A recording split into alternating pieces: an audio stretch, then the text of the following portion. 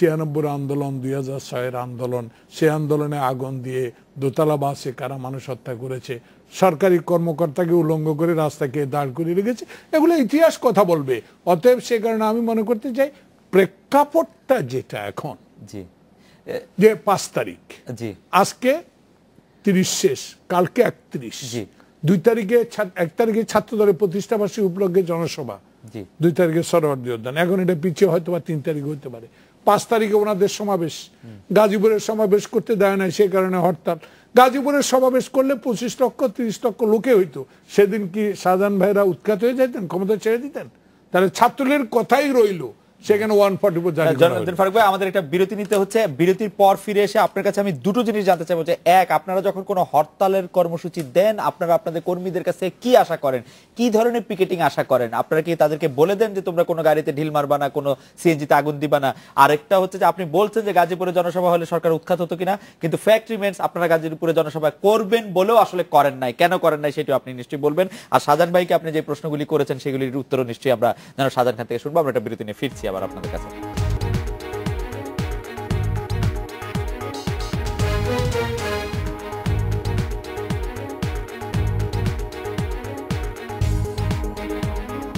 আজকে বাংলাদেশের জনাব জয়নাল আবেদিন ফারুক, হরতালের মধ্যে আপনারা কর্মী সমর্থকদের কি রকম কর্মসূচি পালন করতে বলেন এবং সেই ক্ষেত্রে কোনো পিকেটিং এর কথা থাকে কিনা?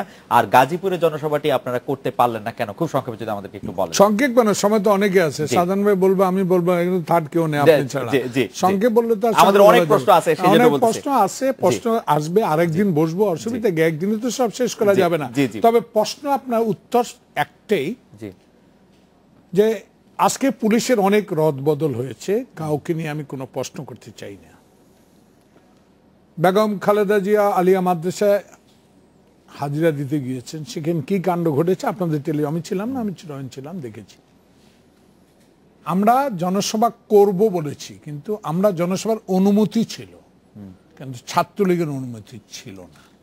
তাহলে 144 ব্রেক করে সেখানে জনসভা করলে যে একটা সহিংস ঘটনা ঘটতো, তার দায় দায়িত্বটা আমাদের উপর চাপিয়ে, এমনিই তো মিলন মান্নানের বিরুদ্ধে মামলা হয়েছে, আরো কতগুলো মামলা হতো।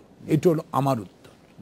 তাইলে বেগম খালেদা জিয়া আমাদের প্রিয় নেত্রী গাড়ির বহন নিয়ে টঙ্গী ব্রিজ পর্যন্ত যেতে পারতাম। তখন কি হতো, হাজার হাজার মানুষ তার গাড়ির বহরের সাথে রওনা দিত, আরেকটা সহিংস রাজনীতির জন্ম নিত। তার দায় দায়িত্ব বিএনপিকে বহন করতে হইতো, আবার মামলা খেতে হইতো। সেই কারণে আমরা গণতান্ত্রিক পদ্ধতিতে একটা হরতাল দিয়েছি, আমরা এই জন্য আমরা যাইনি।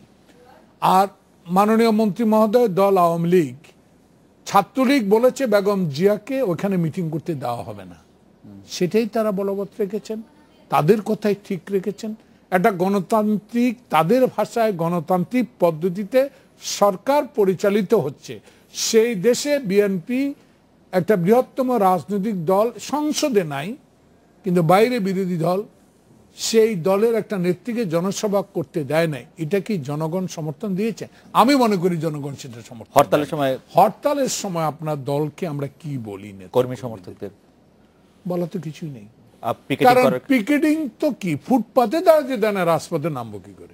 কিন্তু রাজপথে মিছিল ঠিকই হচ্ছে, মায়াবার নেতৃত্বে, আমাদের কামরুল সাহেবের নেতৃত্বে, যুবলীগের নেতৃত্বে, কিন্তু আমরা আমাদের অফিসে যেতে পারি না। একটু আগে দেখানো হয় যে রিজভি বসে আছে একটা চাঁদের মুড়ে দিয়ে, কি করবে? আমরা ঢুকতে পারিনি। তো সে কারণে মিছিল তো দূরের কথা, কর্মীদেরকে নির্দেশ দেব করতে, কর্মীরা তো আসতেই পারে না। তাই আমাদের নির্দেশ সহিংস রাজনীতি। 1 বছর হরতালটা মাত্র একটা।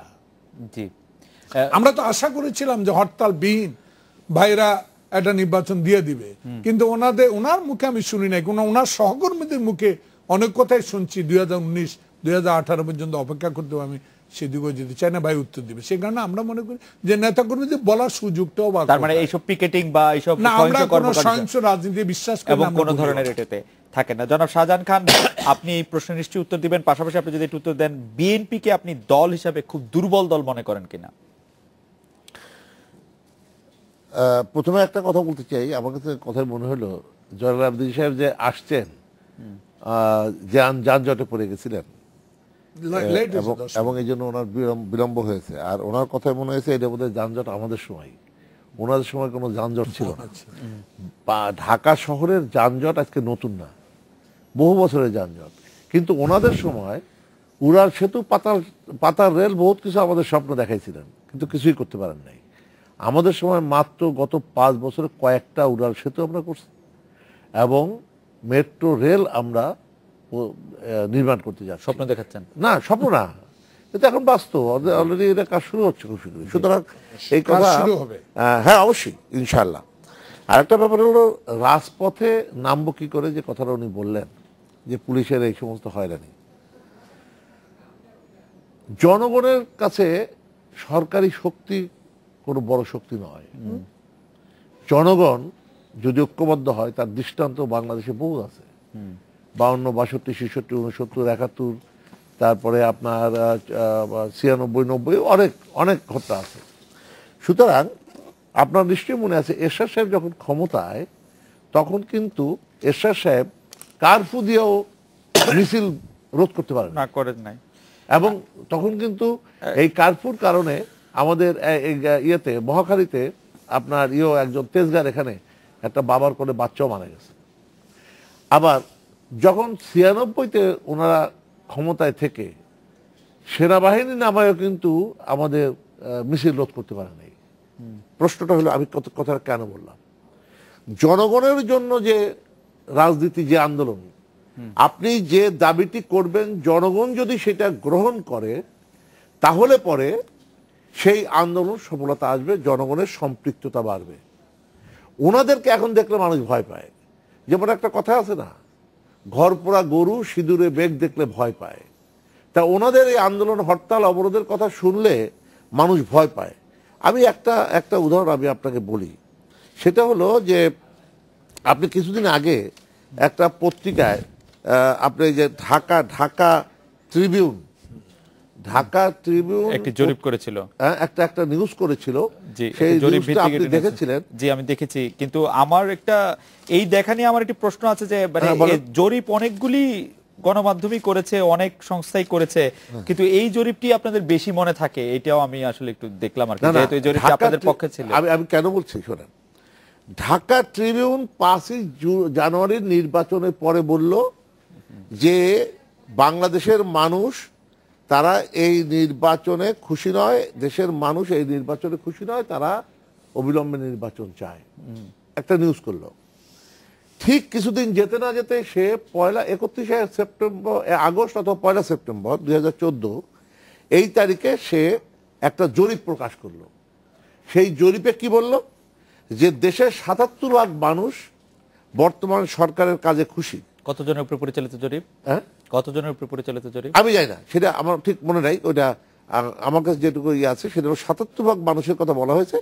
এখন তারা নির্বাচন চায় না, কারণ নির্বাচন যদি এবং যদি হয়, তাহলে সন্ত্রাস হবে, অরাজকতা হবে, হত্যাকাণ্ড হবে, এই সমস্ত তাদের। তাহলে পরে আপনি একটা জিনিস, আপনি একজন সাংবাদিক, এই সাংবাদিকরাই যখন এই রিপোর্টটা করলো, তাতে এইটা প্রমাণিত হয় যে ওনাদের এই আন্দোলনে মানুষ ভয় পায়। আপনি গণতন্ত্রের কথা বলবেন, গণতান্ত্রিক আন্দোলন করবেন, আপনি গণতন্ত্রের কথা বলে যে আন্দোলনটি করবেন, সেই আন্দোলনের দাবির পক্ষে আমি যদি না থাকি, তাহলে আমি সেই হরতাল তো পালন করব না। আমি আমার দোকান খোলা রাখবো, আমি আমার গাড়ি চালাবো, আমি আমার ব্যবসা প্রতিষ্ঠান চালাবো। আপনি এসে কি করবেন, আমার গাড়ি পুড়িয়ে দেবেন, আমাকে হত্যা করবেন, আমার দোকান পুড়িয়ে দেবেন।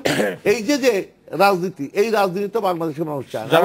এই কারণেই আজকে তারা ঘর থেকে বেরোতে পারে না, আজকে জনগণও তাদেরকে। জনসাধারণ খান, আমার প্রশ্নটি ছিল যে, মানে একটি সিম্পল, একটি মৌলিক প্রশ্ন, যে বিএনপি কে দল হিসেবে আপনি দুর্বল দল মনে করেন? না, আমি তো দুর্বল দলের কথা বলিনি, কিন্তু আমি প্রশ্নটি করেছি যে আপনি দুর্বল দল মনে করেন। আমি মনে করি সেটা হলো বিএনপি এক নীতিহীন, আদর্শহীন দল।